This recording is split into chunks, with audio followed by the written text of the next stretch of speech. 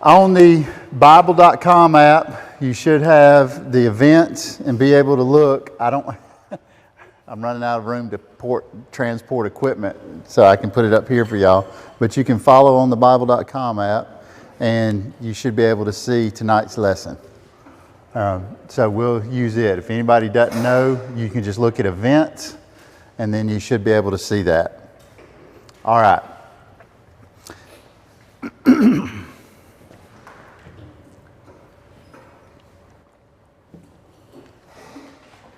So a catch up from last week. Whenever we think about last week, to really consider more than just last week because of where we're going to go tonight, we need to stretch back in time to whenever we saw Jacob with the 12 sons moving into Shechem, and we specifically want to think about what happened in Dothan. So if you guys can think about that for a minute, what happened in Tel Dathan that brings to mind specifically Joseph? What happened in Dothan that brings to mind Joseph? Think about that for just a second. It happened, Joseph was sent by his father to check on his brothers who had been in Shechem herding the sheep and the other animals.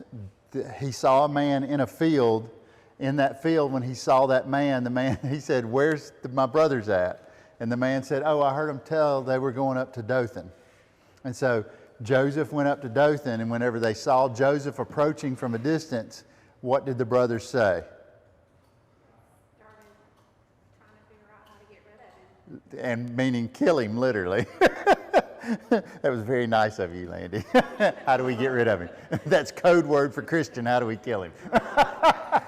Sorry. Do what? 3 other brothers. 2.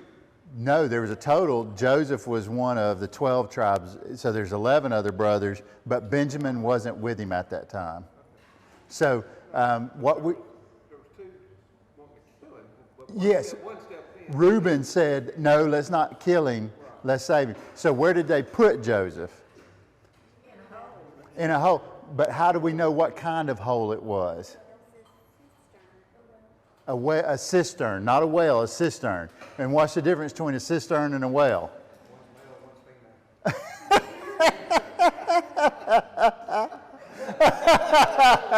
No, no. A well holds water and a cistern just holds. That's correct. And so they threw Joseph in the cistern.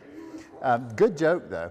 And so they threw him in the cistern, and in the cistern, they were debating, what are we going to do with him? And then who came along and bought Joseph? The who? Ishmaelites. The Ishmaelites and the Midianites, which are one in the same tribe. If we were to actually, if you'll scroll up, I think we can actually see that. If you scroll up, and unfortunately you cannot zoom, I'll make sure I fix that next week. But what you'll notice is that the Ishmaelites and the Midianites were both descendants from Abraham through Hagar on the left-hand side there. You see those tribes. It's really hard to see, I'm sorry. But you can see the Ishmaelites and the Midianites were descendants of Hagar and the slave servant to Abraham that he fathered another child through of the Midianite race. And so the Midianites and the Ishmaelites come along and they buy Joseph as a slave, and they're in a caravan essentially moving to where? Egypt. And so they go to Egypt with Joseph, and they sell Joseph into whose household? Potiphar's house. And what was Potiphar's? Who was Potiphar, and what was his role to Pharaoh? Captain of the guard, essentially. He was the guard. And so, and you say, how do you know that? Because we don't know that initially in Scripture. We know that later in Scripture as we see the references to Potiphar, and he talk about how he threw him in the prison of the guard, and he was manager over the prison and all those kind of things. We see Joseph inside the household. Now, before we get there, who did not want to kill Joseph in the cistern before he was sold as a slave? Which brother? Reuben. Reuben, 334 Reuben. So Reuben did not want to have him killed. And so whenever Reuben came back to the cistern and noticed that he wasn't there, Reuben said, "What have you done with him?" to the other brothers. And whenever he says, "What have you done with him?" they're like, "Well, we didn't kill him, we sort of sold him." And at that point, what happens is they decide to take his coat of many colors as we know it, which was long sleeve or short sleeve? Long sleeve. Long sleeve coat of many colors. And they dip it in animal blood, goat blood, and they FedEx it to Dad. And when Dad gets it, Dad says, "Oh my, a wild beast killed him." And they never really disputed the fact, right? And so Dad has lived all his life thinking, my favored son of Rachel is dead. But along comes Benjamin before Joseph was sold. Benjamin was still a little boy, and along came Benjamin as the second child of which? Of Jacob's wife? Rachel, his favorite. So Joseph, the favored son, is dead, the firstborn of Rachel, and now we see that the second son, Benjamin, is still alive, but all that Joseph knows at this point is that he's got 11 brothers and sisters, right? How do we know he has sisters? Do y'all recall? Dinah. She was raped by the prince of a village, and they end up killing the whole village. So now we're in Egypt, and Joseph has been put inside the prison by Potiphar for what reason? What was the reason Potiphar's wife gave for putting Joseph in prison? It's very different. He was making fun of her. Which implies that we might think maybe she was homely, or maybe she was overweight, or we don't know what the issue might have been at that time. But now we know, though, also that there was an accusation of, he was trying to take advantage of me sexually, because what did she do whenever he started to leave? Grabbed his tunic, his wrap around him. She didn't grab his underwear. She just grabbed his not his man diaper, but his cloak around him, his little skirt that he wore as an Egyptian. And so Joseph now is in prison, and who does he meet in prison that elevates him? Within what role does he play in prison? What does he become? He takes care of all the prisoners. All of them, because everything his hand touches, who blesses? Yahweh blesses, but who does he say to the Egyptians that blesses him? Elohim blesses him. So we know Yahweh, he says Elohim to the Egyptians, because Elohim, meaning a spiritual being, the God of him, the God of Joseph, and then he gets elevated inside the prison, and then the two prisoners are made up of what job role? What are their... The what? The baker and the cupbearer. The baker and the cupbearer. And he interprets the dream for them. The cupbearer is going to be what in 3 days? No, not the cupbearer. Cupbearer's that's right. He's restored to his position. But the baker sees what kind of animals coming to eat bread out of the basket on top? Birds. And what does Joseph prognosticate over him? His head's going to be on a pole. Yes, 3 days, and the birds will eat your skull. Eat the flesh from your body. Okay? So now we're there at this point where you're beginning to think, Joseph finally, he says, now cupbearer, whenever you stand before the king, but it's unfortunately a few years, right? And so a few years go by, and finally the cupbearer remembers, because Pharaoh has a dream. And when Pharaoh has a dream, he dreams of what two things? Fat cows, skinny cows. And then what else? Then there's a second one. Grain. That's right. Grain, healthy grain, and then dried up grain. And the dried up grain was eating, which both of those, what was unique about this gaunt, as they were referred to in the Bible text? What was unique about the gaunt cows when they ate the fat cows? What happened? Still skin and bones. Nothing nothing really happened. See, man, people go, I can't remember the Bible. Y'all have got it. So, so what happens is that these cows are representative of the feast of the land for 7 years, and then the famine, the extreme famine, the famine that is so hard that even the fat cows eating, or the gaunt cows eating the fat cows can't survive, and it doesn't even show because the famine is just that bad for 7 years.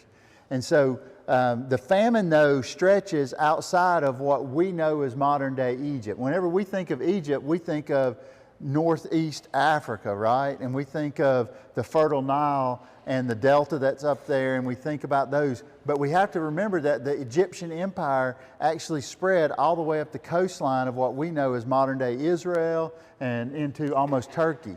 And so the famine was very broad. It was stretching much across the land and affecting many, many people, not just the Egypt we think of in modern times. And that's important. Yes? Is there some historical evidence of that besides the Bible? So is there archaeological evidence of the famine outside of the Bible? Even like, did somebody write about it? Or? Hold on.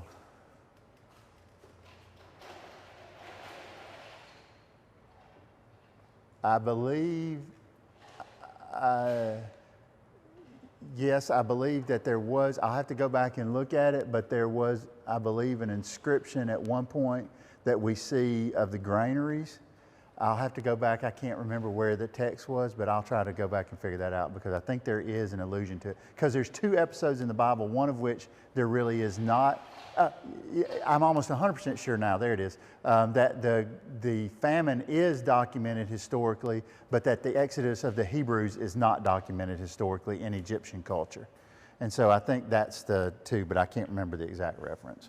So what ends up happening is that the famine is so bad that they are, people are coming from all over, because the Nile still produces a significant amount of water and irrigation and other capabilities, but even in Egypt the famine was bad. And how Joseph prepared for this after he interpreted Pharaoh's dream is he said, we need to store up grain. And what's unique is, what I would like for you to do is, if you'll scroll down in your Bible app, you'll notice, if you scroll down just a little bit, you'll see something that looks like mud dauber nests. We call them dirt daubers in Alabama. But that is actually a huge field, and those are granaries that have been built. Those are massive granaries that have been built, and they're archaeologically still available for us to be able to see. But there's also images in Egyptian culture where we would think of it in our Western mind.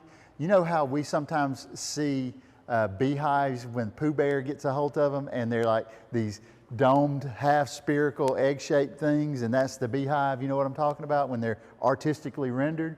That is what granaries also look like during this time period. So not just a granary like this where you see the hole in top and it would have been sealed off, but think about it like a modern day artist imagery of a beehive with a hole in top, and they would prop a ladder against it and they would climb with the baskets that was hooked across the shoulder, and they would dump the basket into the granary and they would fill the granary up. What's unique is that Joseph says, put granaries and store the grain in each city of Egypt. So it's not like he just stored it at the capital city. He stores the grain all across the region. And that's something we typically don't study when we study the Bible, is we get this imagery of, oh, well, there must have been huge silos inside of the Pharaoh's capital at that time. No, it was granaries stored across the land of Egypt, in Africa as we know it primarily. That's correct. They don't have to actually come through Joseph. There's no way Joseph can magistrate that large of a land, right? I mean, if you're in charge, if you're second in charge to Pharaoh, if you're, Vice President Pence, you can't be involved in everything. You have people that still do stuff for you, and the same kind of concept is what we're dealing with Joseph. And so tonight, that brings us up to this point, and what I want you to look at first is the big picture this week. The dreams come true, the famine comes true, big picture this week, right above the image of the signet is where we're at in the Bible app. Joseph becomes the most powerful man in Egypt next to Pharaoh. The Bible actually says that he was so powerful that only Pharaoh was greater than him when he was seated on the throne. That's really interesting to think about. I also think it's interesting, we don't have, that I've been able to find, and maybe, the more I learn about the Bible, the more humbled I am by how much I don't understand about the Bible and the cultural context of it. But the text almost leads me to believe also that Joseph was a little bit older possibly than the Pharaoh, which is not uncommon. We think of pharaohs in our time, we think of presidents like they're in their 70s or something, right? Not necessarily the case. We know that there are very young pharaohs throughout the history of Egypt. And so this man probably is very young. And Joseph, what we're going to see is Joseph actually gets married during this time. And that's something we oftentimes skip over. We don't focus in on that for a second, and we're going to talk about that tonight. So the first thing, you should be seeing on your Bible app, you should be seeing an image of the signet ring. Do you see that? And that signet ring is an example. That is actually a signet ring that has archaeologically been discovered to show. Did you see that, Foster? And so that is actually a signet ring to stamp into wax. Okay? So what you're now seeing is the capability of that signet to be able to be used to say, here's the seal of power associated with that. So you could push it in. And this is a signet ring that was found in Egyptian's Pharaoh Seti I, and it's over 3,300 years old. That's amazing that that exists. Do you see? That to me is so valuable whenever we look through history and we look for other ways to document the Bible. This isn't obviously Joseph, but it gives you an image of what it must have looked like. So, starting in our Bible here, it says, and they cried out before him, kneel! And Pharaoh set him over the land of Egypt. Okay? Joseph was given a chariot to ride through Egypt and to be able to rule over these people. So as Joseph rode through, this Hebrew, okay, you got that? They still know he's a Hebrew. He's painted up like an Egyptian, more than likely. But here's him riding through. And then Pharaoh said to Joseph, verse 44, I am Pharaoh, but without your consent, no one will lift his hand or his foot in all the land of Egypt. And Pharaoh called the name of Joseph Zephanath-paneah and gave him Hasenath, the daughter of Potiphar. That is not the Potiphar we have studied, okay? This is a different Potiphar, priest of On, as a wife. And Joseph went out over the land of Egypt. So here's what happens. He gets promoted. He gets a wife as part of the promotion. What a promotion, right? No. He gets a wife who is the daughter of one of the priests of the temple of On. You got me?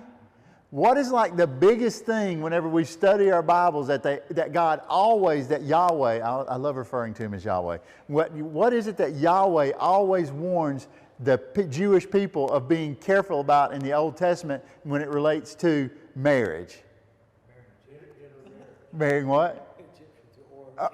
Canaanite.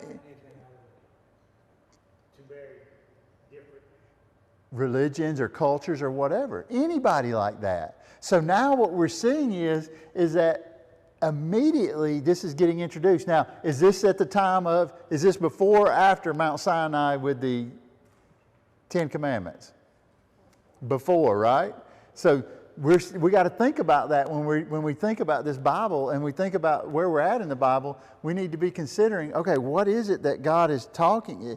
Do we see God interacting with Joseph on a prayer or like a Daniel in the Bible? Do we see Joseph ever interacting with Yahweh like Daniel did in our Bibles? Isn't that interesting to think about for just a second? God is blessing the hand of this man. Everything he's touching is prospering, but we don't see him ever really interacting the way that we typically do with a Daniel, where he opens the doors and faces and prays and does all these kind of things. It's not saying that Joseph didn't do that. I'm just saying I find it extremely captivating to consider how God used him for God's purpose with just what we understand is a minuscule amount of faith that possibly Joseph had. We just don't know. But I find that very interesting. Now, Joseph was 30 years old when he stood before Pharaoh. How old was he when he was sold? Yes. 17 to 19, somewhere around 17. So he's been in Egypt for 13 years now, and he's been imprisoned for like 3 of those years, okay? And when he stood before Pharaoh, the king of Egypt, and Joseph went out from the presence of Pharaoh, and he traveled through the whole land of Egypt, and the land produced plenty in the 7 years of abundance. And he gathered all the food of the 7 years which occurred in the land of Egypt, and he stored the food in the cities. The food of the field that surrounded each city he stored in its midst. You see that? That's where we get, hey, he stored the food in that city. So if we gathered the food in Deatsville, we stored our food in Deatsville. We didn't send it to Washington, D.C. is a kind of thought process. And Joseph piled up grain like the sand of the sea in great abundance until he stopped counting it, for it could not be counted anymore.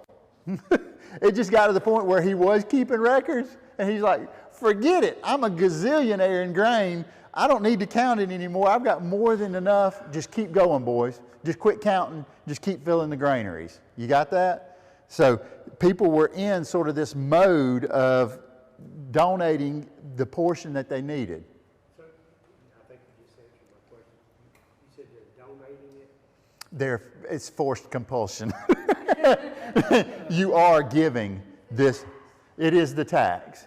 It is the tax, essentially. You made this much, you're giving me this much. You know, we don't know what that much is. We never see that documented, but we know that he has essentially said, you will give of your crops in this way. So verse 50, before the year of famine came, 2 sons were born to Joseph from who?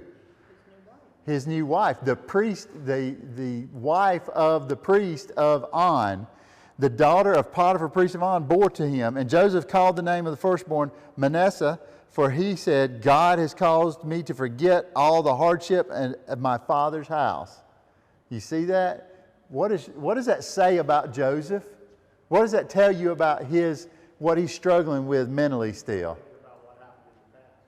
13 years has gone by. But 14 years at this point, right?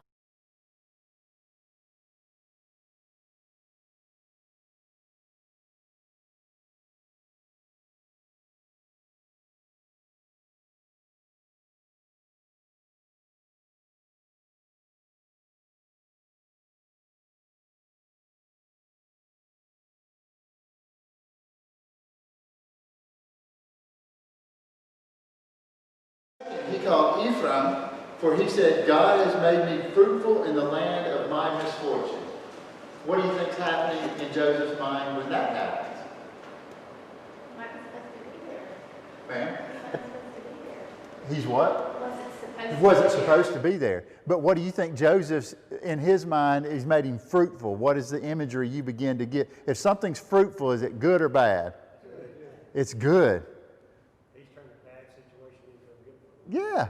It's a double meaning, because like, oh, now I've got 2 children. Yes. So I'm fruitful. Yes. That way, but then also I've been prosperous. Yes.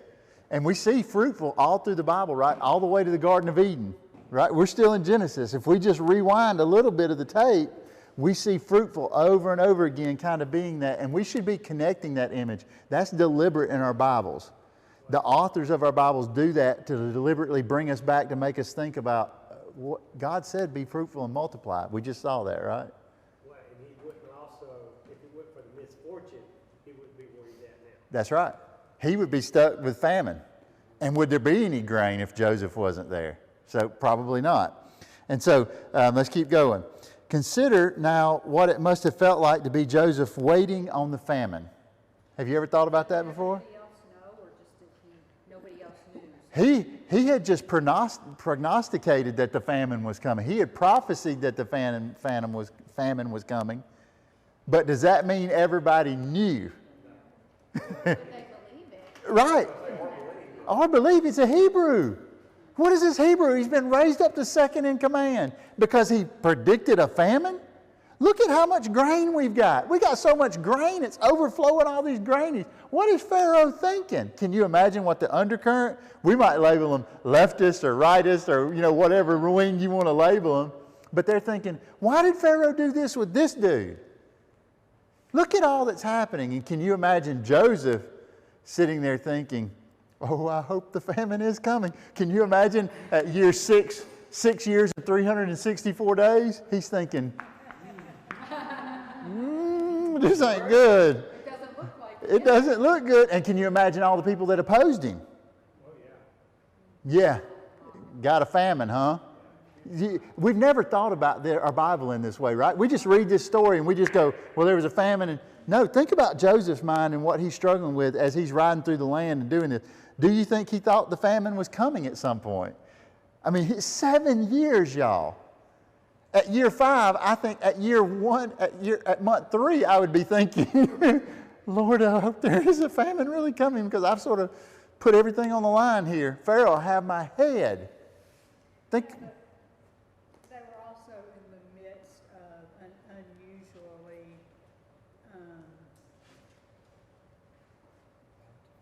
good crops.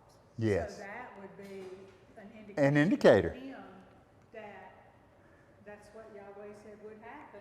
Yes. We would have 7 really good years. Yes. And then there would be a famine. So that should have been Possibly an indicator. to him that that part of it. Yes.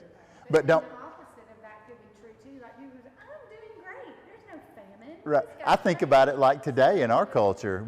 Our finances are doing relatively well when you think about it, depending on what class of people you're in. I hate to say it that way, but some class of people today would say, I've had the best year in car sales I've ever had. And other people are going, what are you talking about? This is horrible. So you see the two different, depending on where you're at. So verse 53, and the 7 years of abundance which were in the land of Egypt came to an end. Bam! And the 7 years of famine began to come as Joseph had said. It's gradual, right? Famine doesn't happen overnight. We know that. So the farming famine begins to happen. And there was famine in all of the countries, but in all the land of Egypt there was food. And when all the land of Egypt was hungry, the people cried out to Pharaoh for food. And Pharaoh said to all the Egyptians, go to Joseph. What he says to you, you must do. How much street cred do you think Joseph has with Pharaoh? High, right? I mean, at this point, Pharaoh's like, I don't care if the boy tells me that there's going to be a balloon flying over and I don't know what a balloon is. I'm going to believe whatever he says, right? And Pharaoh said, go to Joseph, 56, and the famine was over the whole land, and Joseph opened up all the storehouses, and he sold food to the Egyptians. Do you see that? Do what? Wonder what they paid for it. Yeah, we have no idea what they paid for it, but isn't that interesting? Probably a lot. I would think it was a whole lot. This is just, it's price gouging, yeah, price gouging. It's not like the governor put a lockdown on it. And the famine was severe in the land of Egypt. Every land came to Egypt to Joseph to buy grain, for the famine was severe in every land, every known land. So like my Bible doesn't say sold, it says distributed. Yes.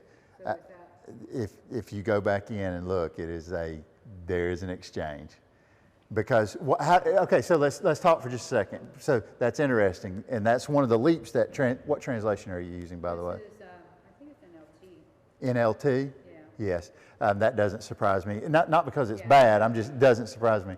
How do we know they sold the grain? Because later on, they didn't run out of money to have to trade family for it. So where it goes is what did Jacob's family bring to get grain? Gold. They brought gold. They brought, and we're going to read that here in just a little bit, whenever he sends them away, they take the gold they brought to buy the grain with them, and there's a whole thing going on. So we know that there's a buying and... In your version, does it say that the Egyptians, it was distributed to them that sold to other countries? Or does it say It says, distributed so to with severe famine everywhere, Joseph opened up his storehouses and distributed grain to the Egyptians, for the famine was severe throughout the land of Egypt. And the people from all around came to Egypt to buy grain. That's interesting. I Yeah. just wonder. Yeah, that is interesting. I'll go back and Okay. I'll go back So and it does say confirm. buy, so that Yes. does mean he sold it. Yes. But I I to didn't the read that next Egyptians. little bit. So, because in mine it says the Egyptians had to buy it, and so I just wondered. Right. All right, so let's keep going. Next section. Notice what the sons of Jacob were not doing when we read this next section. What does that imply the famine has done to their trade? And then this was a far-reaching famine, so much so that other people groups were coming to Egypt as well, not just the Egyptians. So that's what we're about to read about. Chapter 42. When Jacob realized that there was grain in Egypt, the text message went out, the Facebook message, Instagram. Jacob said to his sons, "Why do you look at one another?" Hold on. Jacob always seems to do what and not do what? Jacob seems to always be full of great ideas. You see that? But he never seems to be the one that he always sends others. I don't think he just delegates. I think he just, quite frankly, is a little lazy. But why do you look at one another? Then he said, "Look, I have heard that there is grain in Egypt. Go down there and buy grain for us, that we may live and not die." And the 10 brothers of Joseph, meaning they left what? One behind, went down to buy grain from Egypt. But Jacob did not send Benjamin, the brother of Joseph, with his brothers, for he feared harm would come to him. Then the sons of Israel went to buy grain amid those others who went as well, for there was famine in the land of Canaan where they lived. Okay? So, what are the brothers not doing? What do you understand about sheep herding and the things based on previous studying together that the brothers should have been doing? They should have been out in the fields. Yes, but where were they in relation to Jacob? Right there. What are y'all doing looking at each other, you bunch of dummies? You know, I think almost like Cannonball Run and the guy that's in the car with his son, Junior, you know. What are you doing, you big dummy? You know. Am I getting ahead of you? Go ahead. Did they know that Joseph was the one that had the... Not yet. Not yet. Not yet. Now, let's move to the next section. Now, notice how the brothers characterize themselves and then how Joseph responds in the text we're about to read. And what is the nakedness of the land and why worry about spies? Okay, so pay attention to that as we read. Verse 6. Now, Joseph was the governor over the land. He was the one who sold food to all the people. Okay, so he's been elevated again. He's governor over everything. And the brothers of Joseph came and bowed down to him with their faces to the ground, which means what? That came true. It's true. Bow down. It's true. The dream that we don't want to hear about has come true. And Joseph saw his brothers and recognized them, but he pretended to be a stranger to them, and he spoke with them harshly and said to them, "From where have you come?" And they said, "From the land of Canaan to buy food." And Joseph recognized his brothers, but they did not recognize him. And Joseph remembered the dreams which he had dreamed concerning them, and he said to them, "You are spies. You have come to see the nakedness of the land." Now, why would somebody want to see the nakedness of Egypt if they were spies? See if they were weak. Yes, that's exactly why. See if they're weak.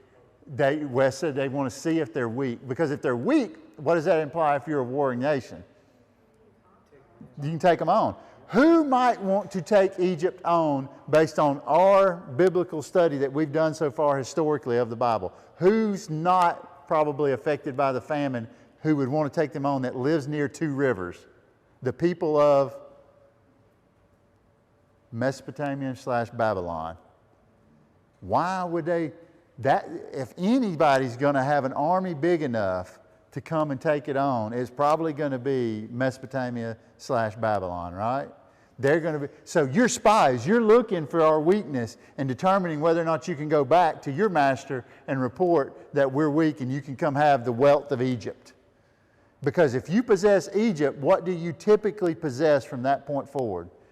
Food and control of the region. You own the land bridge. You have the food. All of that is very strategic. And so now, and they said, "From the land of the Canaan to buy food." And Joseph recognized, here we go, 10. And they said to him, "No, my lord, but your servants have come to buy food. We are all sons of one man. We are honest men. We, your servants, are not spies." Can you imagine how scared they are? Then he said, because what did they already tell their daddy if they went to Egypt, what might happen? They might get killed. Very good, Foster. Then he said to them, "No, but you have come to see the nakedness of the land." And then they said, "We, your servants, are 12 brothers. Huh? You see that? 12? Now, remember, if you're Joseph, He knows the backstory. Listen to that. Then they said, we, your servants, are 12 brothers, the sons of one man in the land of Canaan. But behold, the youngest is with our father today, and one is what? They portrayed him as he stands on the throne very much alive. And so what is their level of honesty in his mind at this moment? You've already violated it, brother. You've already broke the trust. You knew that I was dead as Joseph, and yet you are telling, as Joseph, I am been sold into slavery. Yeah, you didn't know for sure what had happened to me in the last, what, 14 years or more?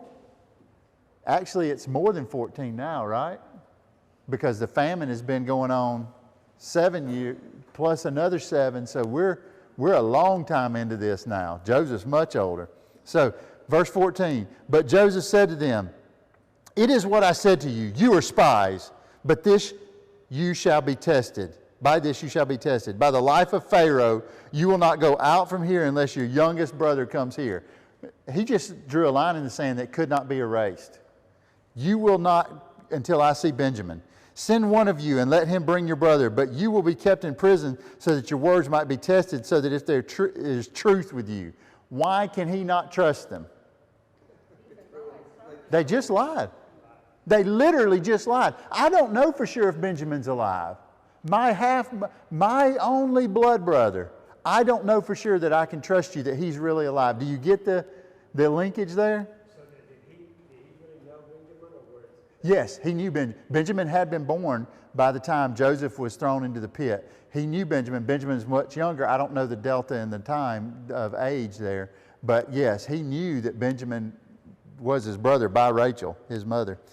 So then he gathered them into the prison for 3 days. How long was he in prison? 3 years. On the 3rd day, Joseph said to them, do this and you will live. I fear Elohim. Isn't that interesting?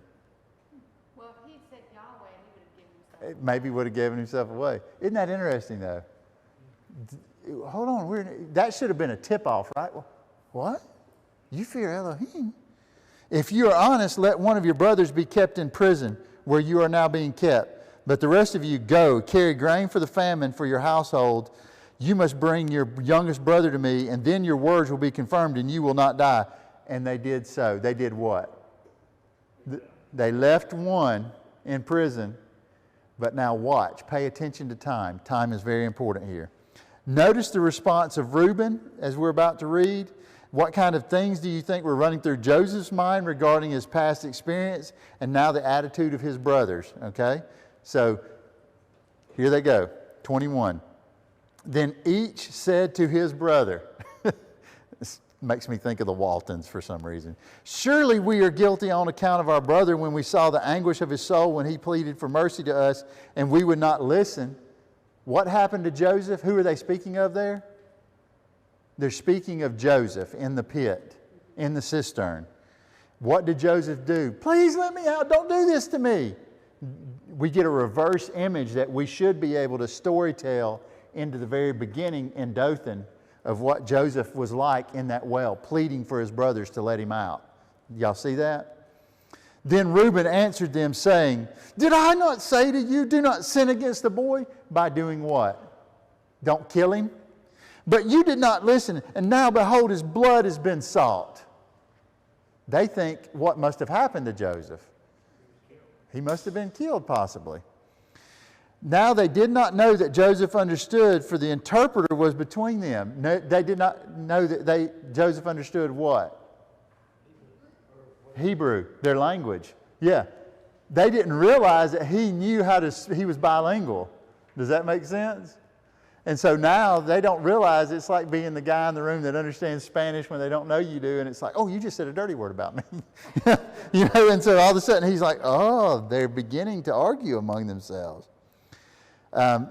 Reuben said, and so what does that tell Joseph about Reuben? Yeah, he might be the only one of the bunch besides Benjamin that loves me. He actually didn't want, do what? Tried to save Yeah, he tried. He didn't want me to die. Now they did not know that Joseph understood, and he turned away from them and he wept. Why do you think he wept? Why would you weep? Do what? A whole lot of stuff. But what does he understand about one of his brothers now that he loved him? Did he know Reuben loved him before now? Probably not. Isn't that beautiful? It's hidden right here in Scripture. It's reading in between the lines. And he turned away from them and he wept. Then he turned to them and spoke to them. And he took Simeon from them and tied him up in front of them. He is going to jail. We could equate that to putting him in handcuffs, okay? Joseph chose Simeon. Isn't that interesting? What that makes me think, who was maybe the leader of the pack whenever they threw Joseph into the well in Dothan? Maybe Simeon? I don't know. Maybe so. Now, this is interesting. This is an actual Egyptian chariot that you see here. That's an Egyptian chariot. And that Egyptian chariot, that's actually a relief that was painted. It's been recolored for our purposes, but you can see those chariots throughout hieroglyphs. So that's the kind of chariot that Joseph would have been in as he surveyed the land and went across and looked at things. It was typically only for one person. It was a war chariot. That'll be useful for us as we keep studying together too, as we come out of Egypt. So 25, then Joseph gave orders to fill their bags with grain and return their money into each sack and to give them provisions for the journey. Thus he did for them. Then they loaded their grain upon their donkeys and they went away from there. And one of them later opened his sack to give fodder to his donkey. He was going to give some food to his donkey. And when he reached into the sack at the place where they were staying that night, he saw money. And behold, it was in the mouth of his sack. So they took the money bags and they transitioned it into the feed bags because of Joseph knew that they wouldn't be able to detect the weight difference. So, it goes on the donkey and they load it. They go to spend the night at the Motel 8 on the way home that night, and they go in to get some food out for the donkey, and all of a sudden the guy's like, oh no. Did you didn't give him the money. You were supposed to give him the money for the grain, and now we've had the money, and he's going to really think we're spies now. Does that make, they're freaking out. What do you mean? We're never going to get Simeon back. And so then 28, and his brother said, my money was returned, and moreover, behold, it is in my sack. Then their hearts failed them, and each of them trembled and said, what is it that Elohim has done to us? Elohim has done this. Again, I think Kelly was talking about earlier about what level of faithfulness and understanding of Elohim, of Yahweh, do they have? But would we not look at some of the situations in our life and go, why did God do this to me? And it's like, God didn't do that to you. You did that to yourself, or somebody's playing a trick on you. It's not necessarily that Elohim did that to you. So verse 29, and when they came to Jacob, their father, in the land of Canaan, they told him everything that had happened to them, saying, the Lord of the land, spoke harshly to us and treated us as if we were spying on the land. Verse 31, but we said to him, we are honest, we are not spies. We are 12 brothers, the sons of our father. And we're fixing to see Jacob rear his kind of weird attitude again. One is no more, and the youngest is with our father now in the land of Canaan. Then the man, Joseph, the Lord of the land, said to us, the brothers, by this I will know that you are honest. Leave one of your brothers with me and take food for the famine in your households and go. And bring your youngest brother to me. Then I will know that you are not spies, but you are honest. I will give your brother Simeon back to you, and you will trade in the land. You can, bring some other goods too that are valuable, and you can trade in Egypt. And it happened that when they emptied their sacks, behold, each one's pouch of money was in his sack. And when they and their father saw the pouches of their money, they were greatly distressed. And Jacob, their father, said to them, now, by the way, when I stopped at the Motel 8 that first night and the first one pulled the money out, I'd have been going to my bag and going, did it? Oh, no. So but did Joseph do that on purpose? Yes. To take care of his brothers? not to take care of his brothers. He does it to manipulate the situation.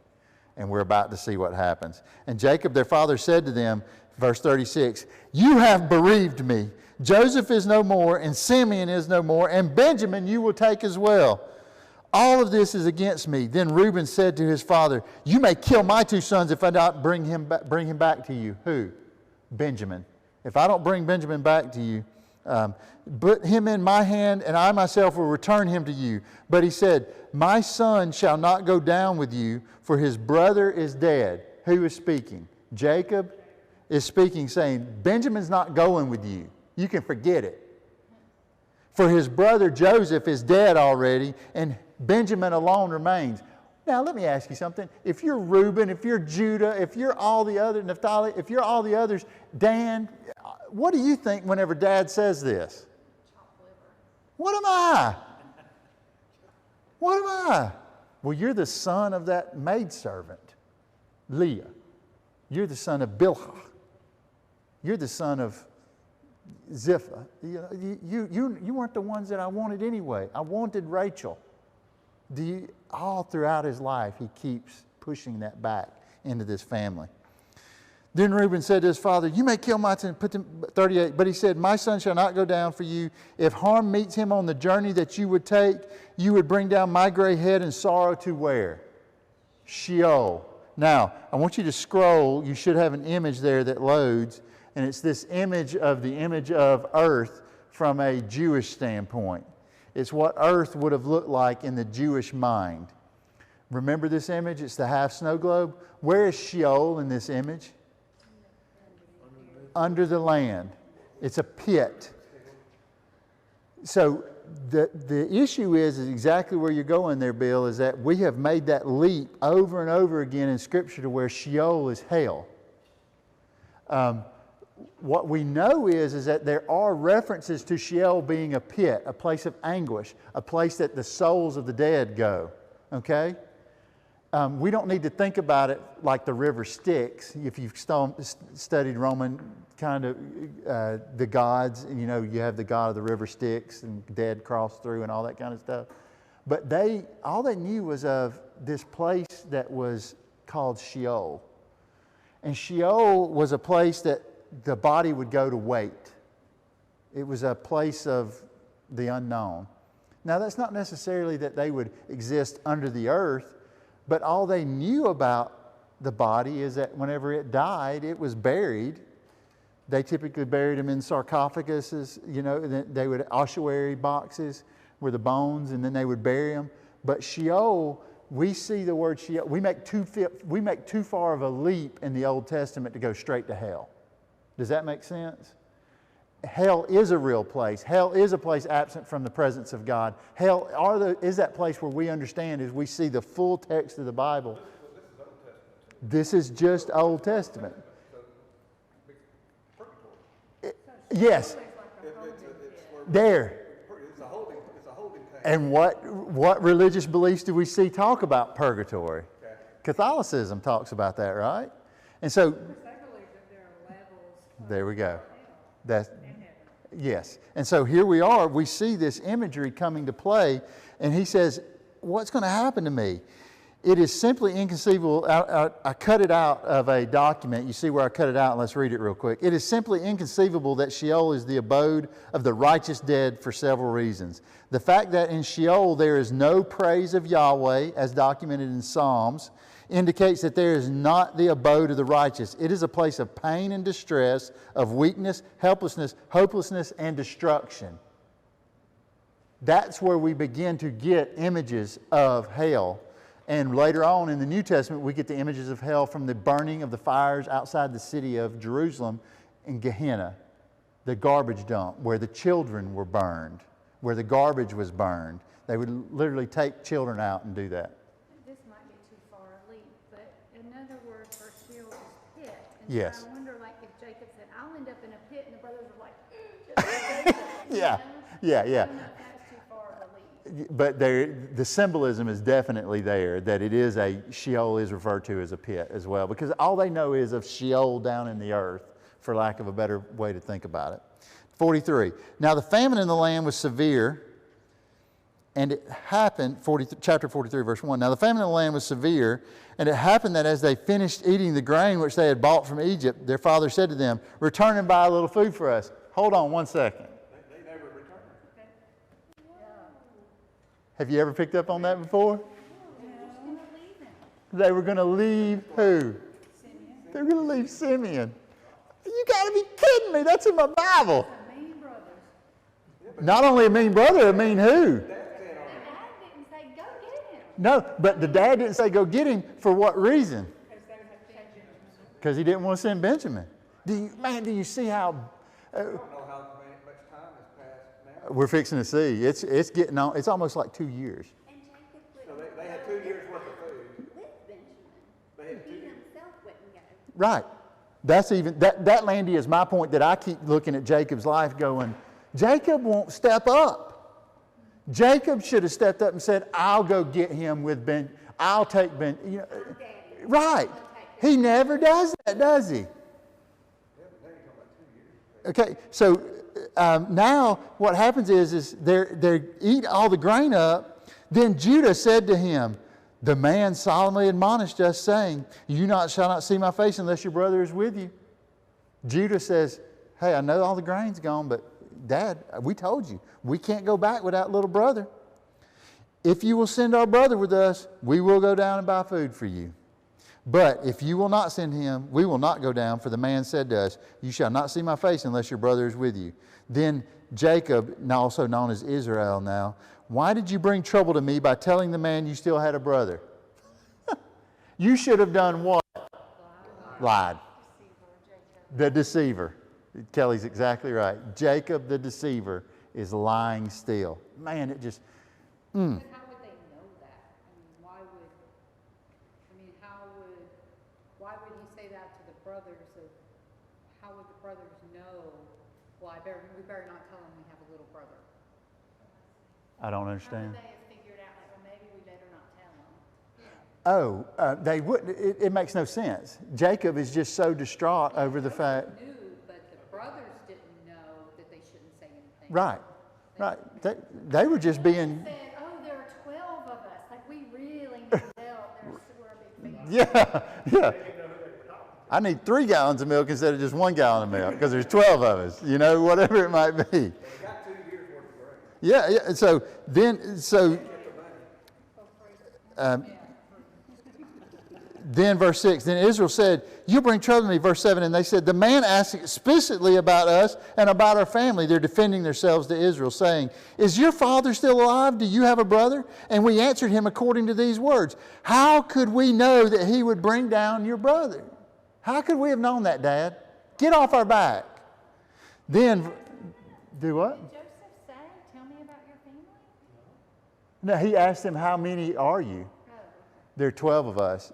So that's where... And then verse 8, then Judah said to his father Israel, send the boy with me and let us arise and go so that we will live and not die. You, we, and our children. I myself will be surety for him. You may seek him from my hand. If I do not bring him back to you and present him before you, then I will stand guilty before you forever. Surely if we had not hesitated by this time, we would have returned. Then the father Israel said to them, if it must be so, then do this. Take some of the best products of the land in your bags and take them down to the man as a gift. Hold on. Who did we last see that Jacob shared gifts with of extreme value? Esau. You see that? You see that happening again? Remember what we talked about the Bible. The Bible moves in these circular moments. And we're seeing it inside the circular moment. That is called the kairos moment, to use a Greek term. We have to break those. Do you see that in our Bibles? It's over and over again, those sins of the father. And so we have to, some of us, and we might say, well, my dad was a drunkard. My dad was not a drunkard. My dad's dad was a drunkard. My dad broke the cycle. Does that make sense? And so this is this biblical lesson shining through over and over again. Just again, it's breaking that lesson coming through. And so we see, he says in verse 11, then the father Israel said to them, it must be so, take these bags, a little balm and honey, aromatic gum and myrrh and pistachios and almonds. hey man, they got some good stuff, right? That's really nice stuff. And take double the money with you. Take back with you the money that was returned in the mouth of your sacks. Perhaps it was a mistake. And take your brother Benjamin. Now arise and return to the man, and may El Shaddai grant you compassion before the man, that he may release you, your other brother to you, and Benjamin. As for me, I am bereaved, I am bereaved. Do you see he's just sort of, I'll starve to death or I can send the boy. But Chad, so they're doubling the money and they have certain things they can send back Yes, that is valuable to their land now. yes. That Egyptians probably don't have. Right. So, I mean, they had wealth at some.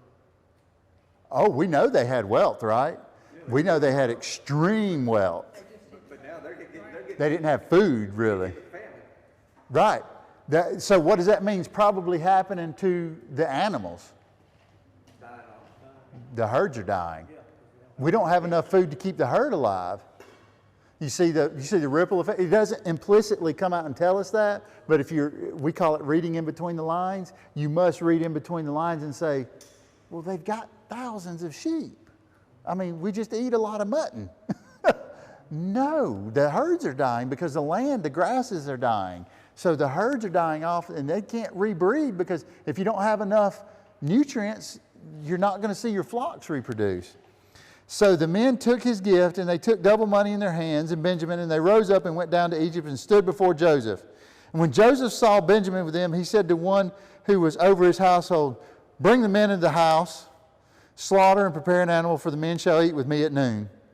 And the man did as Joseph had said, and the man brought the men into the house of Joseph. And the men were afraid when they were brought into the house of Joseph.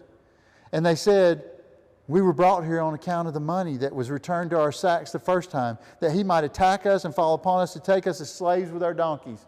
What does he believe that Joseph is going? What do they believe Joseph's going to do? He's going to enslave them. It's no good to kill you. I can sell you as slaves, I'll take your animals. At least I'll do that. So they approached the man who was over Joseph's house and spoke to him at the doorway of the house and said, hey, please, my Lord, we surely came down once before to buy food. But when we came to the place of lodging at the Motel 8 when we left and we opened our sacks, then behold, each one's money was in the mouth of the sack, our money in its full weight. So we have returned with it in our hands. You see them, they're like pleading, oh, come on, man, give us a break. We even bought double. Now, the other money we have brought down in our hand to buy food, you remember you were the one that were here first whenever we had all this. And now, other money we have brought for food, we do not know who put our money in our sacks. And he said, peace to you, the servant of Joseph said. Do not be afraid. Now look what the servant of Joseph speaks. Your Elohim and the Elohim of your father must have given you a treasure in your sacks. Your money came to me, and he brought Simeon out to them. Isn't that interesting? So this servant has learned somehow to speak the language. The servant of Joseph has learned some way from him. Possibly, yes. Possibly could have. We don't know. Absolutely. Then the man brought the men into Joseph's house, and he gave them water and washed their feet and gave fodder to their donkeys. Now, if you were going to have a nice dinner, you'd want your feet washed and your hands washed. If you really didn't care about them, would you wash their hands or feet? Nah. We'll bring y'all some scraps here in a little bit. Then they laid out the gift until Joseph came at noon, for they had heard that they were to eat food there. Oh, I don't want to stop. We got to stop. Yeah, it's 8 o'clock. Okay, we got to stop. We got to stop. Okay, so it's such a good story. It is like so bigger than what the felt boards are that are in grade school. Okay, so we can go ahead, Wyatt, and go off live.